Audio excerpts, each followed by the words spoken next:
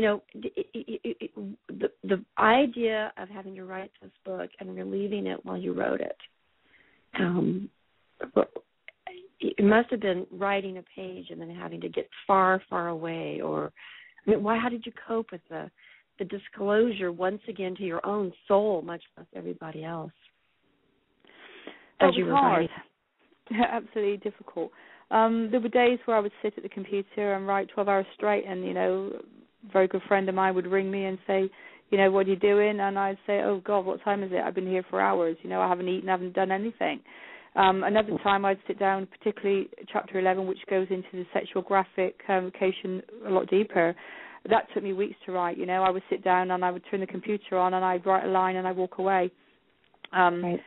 And then I'd wake up in the middle of the night and realize that maybe I could write that bit now, so I'd get up then and do it.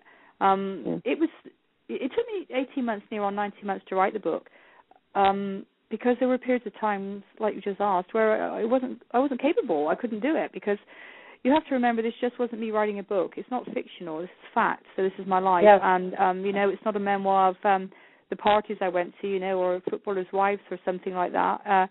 It was hard. I was writing my life. Every painful word I felt, it was like a dagger in my stomach. It was the emotions. Sometimes I'd be typing and I would be crying, because I was feeling everything I went through then again, so it wasn't just me writing a book. It was part of my recovery. And the day I pushed full stop, I knew I got there. And we can all find full stop. I'll help you get that. What do you mean by full stop? I'm not understanding. Full stop is when I wrote the last word at the end of my book, and I put a full stop, and I walked away, and my book was finished. So that was full stop in my book. I'd finished the book, and that was full stop in the pain I'd been, and full stop in my recovery. I was recovered. I was now not a survivor. I was healed. Well, how could you tell you were no longer a survivor? You were now a liver. How could you tell? What was a shift in relationships and your self-image and the way you looked at the blue sky or the gray skies?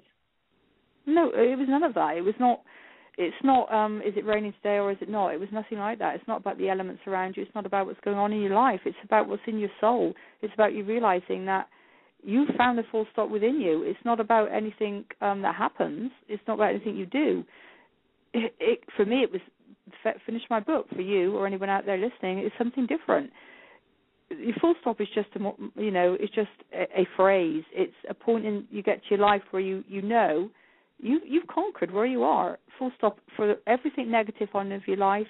We'll always have bad days, where your jeans don't fit and you need to go on a diet, or does my bum look big in this dress? They're not bad things. That's life. That's living. We'll always have things we have to deal with. There'll be negatives. There'll be bad days. There'll be rough days. There'll be good days. That's called living. What I was putting a full stop on was my abuse, what had happened to me. The full stop was it's continuing no more, because it still had been continuing. Not the events had ended, but it was still continuing because I was allowing them to. They were still there. I hadn't put it to bed as it was. And it's not about is it raining or is there blue sky. It's about something deep inside you that you realize you've let go of that you don't any longer need. There's no point for it there. You don't need it there. You don't even have to let go, because it's just fallen away from you. It's not a physical thing of going, I'm stopping. It's just, it's no longer there. You suddenly realize, okay, suddenly I feel liberated. I feel different. It's so difficult to explain, but it's not a metaphor that's easy to sort of put out there for other people to sort of get gist of or understand. You just know. That's the only way I can say it. You will know. I just knew, and anyone out there, when they, arrive at that point, they'll know too. You kept your identity private, so Teresa Joyce is not your real name. Teresa is. Oh, Teresa. Anyone out there? Okay. Yeah, Joyce is my birth name. Okay. So it is my real father's surname. Okay. Do you feel like you're still protecting other people from knowing about your stepdad, or do you feel like you're protecting your family from having to know that this is what happened to you, or do they all? My family know. My family know. My siblings know. Okay. Do I have to protect them? Yeah, I guess I do, and that's really odd because they ostracized me for nearly 5 years. But I wouldn't want to cause them pain through my recovery, and I would say that about anyone. I don't want in my life today, in any scenario, I wouldn't cause anyone pain to help make me feel better. So that's just about me as a person. The main one I wanted to protect is my son. I mean, he went through major sort of stuff of his own. I mean, he was in counselling. I mean, when this was all going on, he was 14. My husband was, next to useless.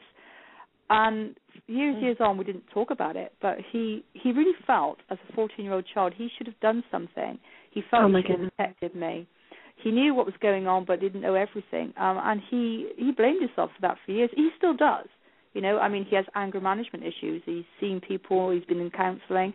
And this all stems from the fact he didn't think he was up to the job of looking after me. It was not a job for him. He